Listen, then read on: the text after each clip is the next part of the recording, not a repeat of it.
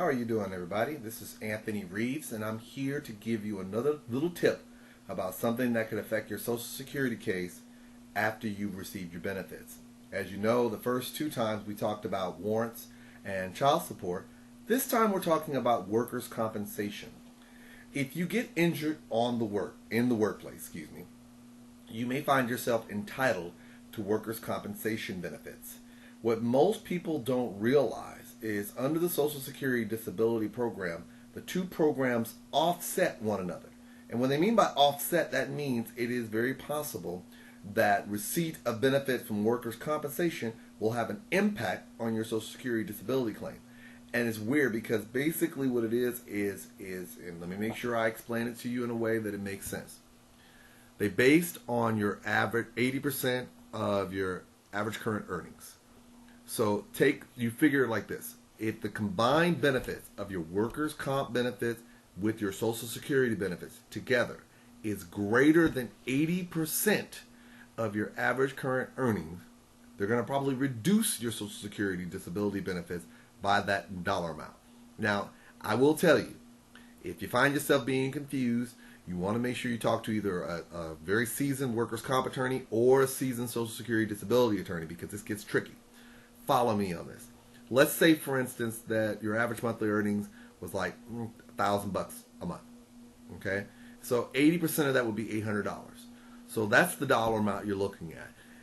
So then what they look at is how much would you be getting in your workers' comp combined in your Social Security. Well, let's say that for your workers' comp, your monthly amount is like, $60 a month, but then your Social Security is like $500. Well, that $560 a month is less than the $800 that I gave you at the very beginning, so there wouldn't be an offset. Well, let's add it even better. Let's say your Social Security is like $700, and when you factor in your workers' comp, your monthly benefits going forward is like $100, or like $200. Well, that's $900 of your combined benefits, which is going to be over $800 of your average current earnings. So you'd have an offset of $100. That means that $100 is what they would use to reduce your monthly benefits. Now, follow me this, because a lot of times whenever I'm talking about this, it gets confusing. It's a weird beast. But this is how it usually plays out. Let's say you got hurt on the job, and because the injury was so bad, your workers' comp attorney or you decided that you knew you wouldn't be able to go back to work. So you got two things going at the same time: your workers' comp claim, and you've got your Social Security claim. Now, let's say you settle your workers' comp case. You got to be careful, because certain things within that workers' comp settlement does not apply to Social Security. For instance, if a portion of that is your attorney fees, that's not included when calculating an offset. If a portion of those are your basically future medicals, well, these past medicals for sure, it doesn't cover that. There's certain aspects of it, and this is why, and I'll be honest, I haven't done it in a while. I have to check because those get really tricky.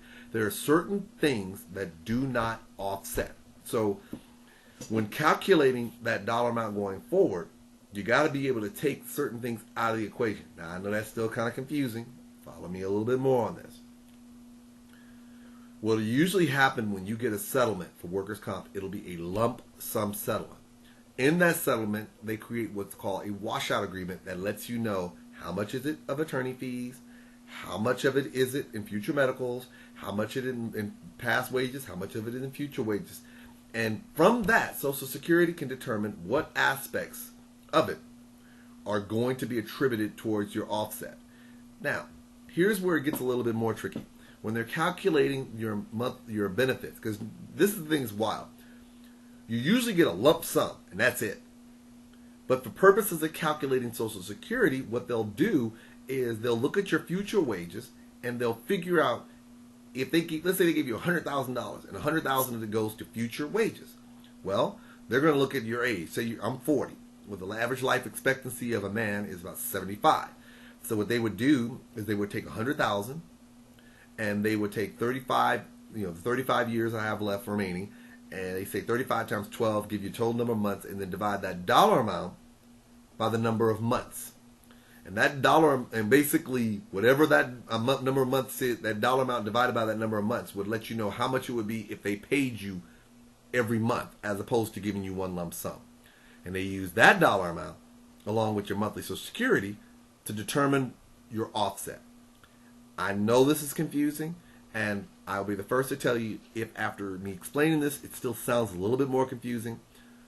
Hit me up at my blog at legalbeat.anthonyreeves.com, or you can ask me a question at anthony@reevesfirm.com, because like I said, it's a little tricky.